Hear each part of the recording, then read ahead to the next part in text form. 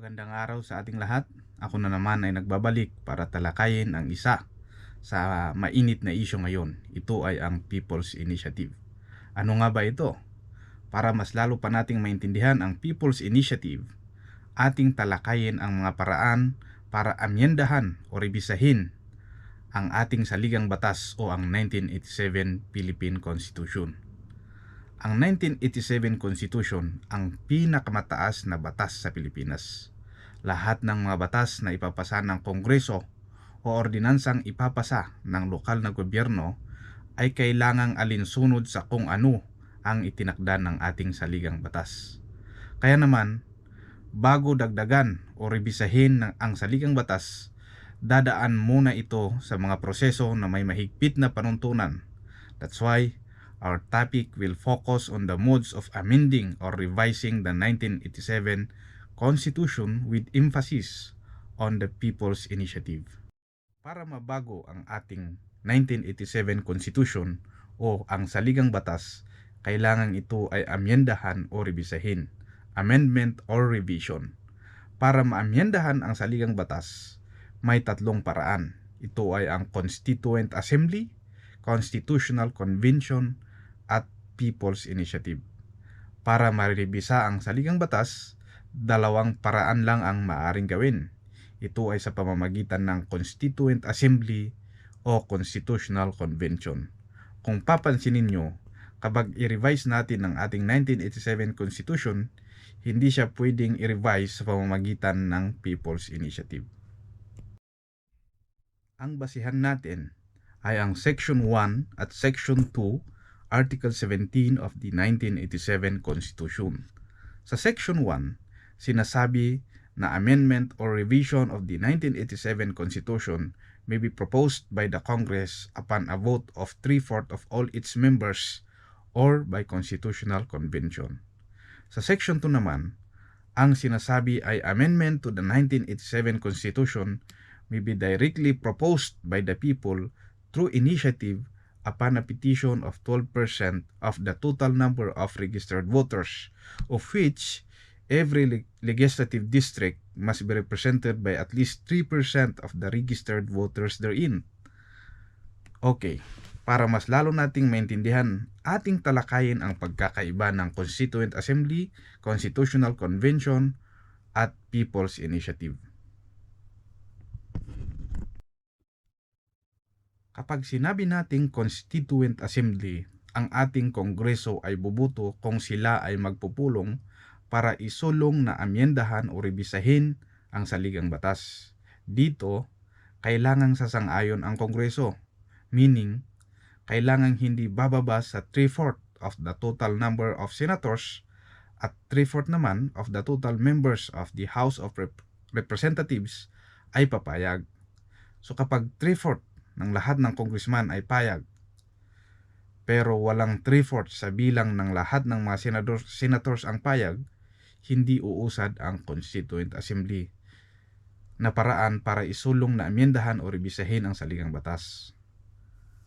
Ang ating Kongreso kasi ay bicameral, mayroong upper at lower house, kaya it follows na pag sila ay bubuto, kailangang hindi bababa sa 3/4 na bilang ng lahat ng senators at 3/4 naman sa bilang ng lahat ng mga membro ng House of Representatives.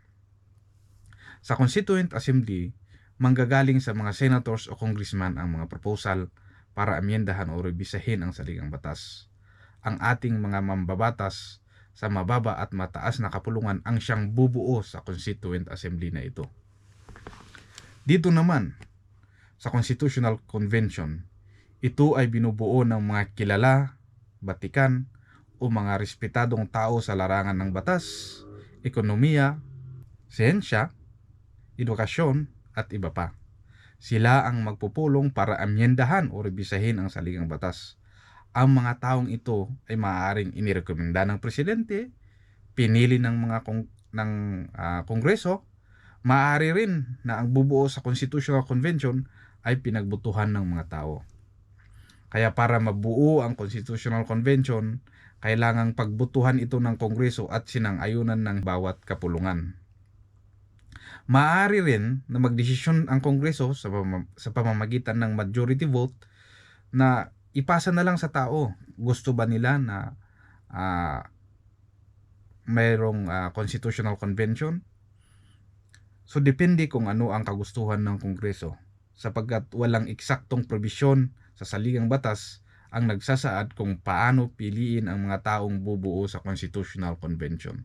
Sa People's Initiative naman, ito ay para amyendahan lamang ang ating saligang batas.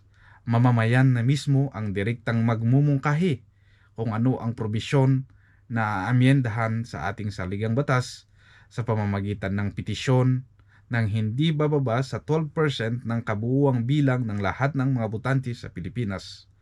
Sa 12% na pumirma sa petisyon, kailangang bawat distrito ay nairepresenta ng hindi bababa sa 3% ng lahat ng mga botantes sa nasabing distrito. Sa People's Initiative, kailangang manggaling mismo sa mga mamamayan ang mungkahi kung ano ang aamyendahan sa saligang batas, at dapat hindi manggaling sa kung sino man or sa manggaling sa gobyerno. Pero ano nga ba ang nilalaman ng People's Initiative na kumalat kamakailan na isang malaking issue ngayon? Ang presentation natin ay nahahati sa dalawang kolum. Sa unang kolum ay ang probisyon ng 1987 Constitution na nagsasabing any amendment to or revision of this Constitution may be proposed by the Congress upon a vote of 3/4 of all its members. Sa pangalawang kolum ay ang nilalaman ng People's Initiative na nakasumite sa COMELEC na sinasabi na any amendment to or revision of this Constitution may be proposed by the Congress upon a vote of 3/4 of all its members, voting jointly at the call of the Senate President or the Speaker of the House of Representatives. Sa 1987 Constitution kasi, is 3/4 na boto ng Congress. So ibig sabihin, dahil bicameral ang Kongreso natin, boboto ang Senado at Kongreso na magkahiwalay. Kailangan hindi bababa sa 3/4 ang boto na manggagaling sa kabuuang bilang ng mga senador, at hindi naman bababa sa 3/4 ang boto na manggagaling sa kabuuang bilang ng mga kongresista. Ngayon, pagka naaprubahan sa isang plebisito ang nilalaman ng People's Initiative na ito, hindi na kailangang magkahiwalay na boboto ang Senado at Kongreso kung may mga proposal sila para amyendahan o rebisahin ang saligang batas. Ang 3/4 na boto ay manggagaling sa kabuuang bilang ng mga senador at kongresista. So kahit hindi papayag ang lahat ng mga senador sa nilalaman ng proposal para baguhin ang saligang batas, wala silang magagawa dahil mas marami ang mga congressman. Para mas maintindihan natin ang epekto paglulusot sa plebisito o kaya ay inaprubahan ng mga mamamayan ang nilalaman ng People's Initiative, ating pag-aralan ang istruktura ng ating Kongreso. Ang ating Kongreso ay binubuo ng Upper House o mataas na kapulungan at ang Lower House o ang mababang kapulungan.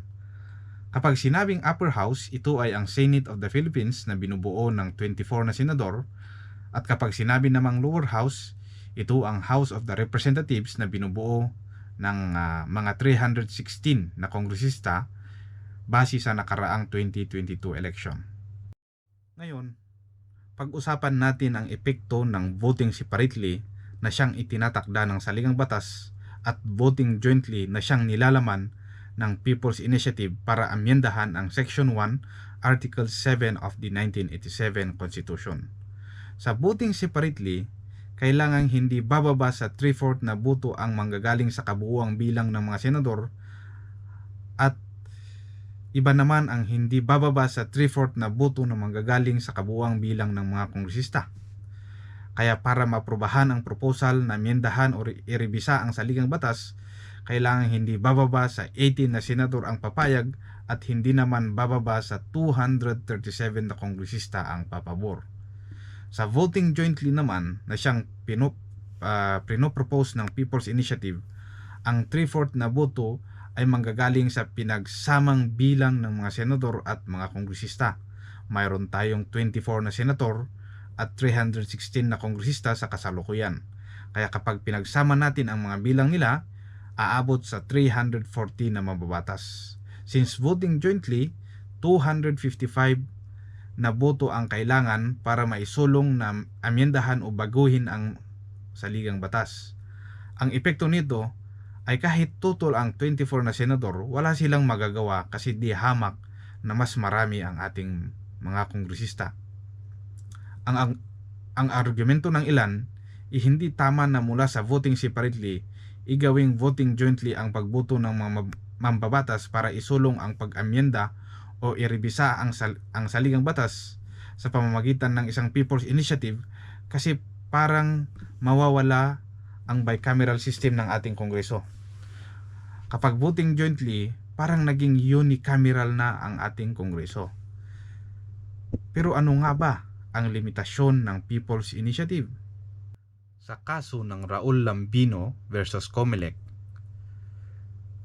sinabi ng Korte Suprema na ang People's Initiative ay para lamang sa pagsulong na amyendahan ang saligang batas.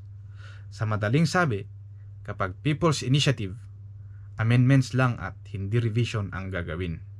Ang tanong, sa pamamagitan ng People's Initiative, pwede ba na mula sa voting separately dahil bicameral ang ating kongreso ay gawing voting jointly ang pagboto ng kongreso kapag mayroon silang isusulong na amendment o revision ng ating saligang batas?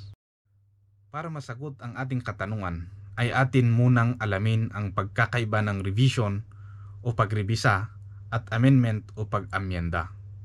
Kapag sinabi nating revision, ibig sabihin ay mababago ang prinsipyo ng ating saligang batas, tulad ng pagbago sa separation of powers na kung saan may kanya-kanyang kapangyarihan ng ehekutibo, kongreso at korte o hudikatura.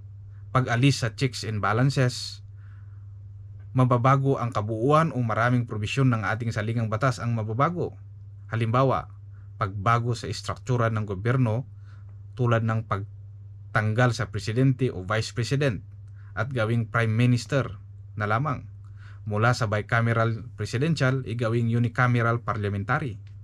Pagtanggal sa isang chamber ng kongreso, maaring i-abolish ang mga senador. Kapag sinabi naman nating amendments, ibig sabihin ay ang pagbabagong gagawin ay walang epekto sa konsepto o prinsipyo ng ating saligang batas. Halimbawa, imbes na 18 ang edad para makaboto, igawing 15. Imbes na ang magmamayari sa mga media companies ay 100% Filipino, igagawing 60% na lang. So pwedeng makapasok ang mga dayuhan. Maaaring dagdagan ang kwalifikasyon ng magiging presidente na kailangang college graduate. Ang mga halimbawang nabanggit ay magdudulot ng pagbabago sa saligang batas na walang epekto sa konsepto, istruktura o prinsipyo ng ating saligang batas. Ngayon, ang nilalaman ba ng People's Initiative na sinumite sa Comelec na ngayon ay hindi na tinatanggap ng mga taga-Comelec ay pag-amyenda o pagrebisa sa saligang batas? Kapag amendment ang nilalaman, i-valid ang proposal na isinusulong ng People's Initiative. Pero kapag revision ang nilalaman, hindi pwedeng isulong sa pamamagitan ng People's Initiative. Under the bicameral system of the Congress of the Philippines as provided in the 1987 Constitution, ang ating kongreso ay binubuo ng dalawang kapulungan, ang Upper House o Senate at ang Lower House o House of the Representatives. Ayon sa interpretasyon ng mga respetado at kinikilala nating batikan sa batas, requiring the Congress to vote jointly in proposing amendment or revision of the Constitution would shift the bicameral system of Congress to unilateral system of Congress. Tama nga naman sila kasi there would be no distinctions between the Senate and the House of Representatives as to their votes because a vote of a senator is equal to a vote of a congressman. Parang wala nang pinagkaiba ang mga senador at kongresista. Iisa na lamang sila. Pare-parehas na lang sila ng kapangyarihan. Sa parehas na kaso ni Raul Lambino versus Comelec, sinabi ng Supreme Court na the abolition of one chamber of Congress alters the system of checks and balances within the legislature and constitutes a revision of the Constitution. Although sa People's Initiative, the Senate is not being abolished. Pero kapag ang House of Representatives and the Senate will vote jointly, sa aking opinion, there will no longer be checks and balances within the legislature. Whether the Senate disagree with the proposal of the House of Representatives, ay wala silang magagawa. The voice of the Senate can just be ignored by the House of the Representatives. Para sa akin, sang-ayon ako sa interpretasyon na isang revision of the Constitution ang pagsulong na joint voting ang Kongreso. Kapag isusulong ay imumungkahi nila ang pag-emenda o rebisa sa saligang batas. Dahil isa itong revision, hindi siya maaaring imungkahi sa pamamagitan ng People's Initiative. Yun na lamang at maraming salamat sa panonood. Para sa ating katanungan, suhesyon o request na ating talakayin, i-comment lang sa comment section at subukan nating sagutin o gawin. Thank you.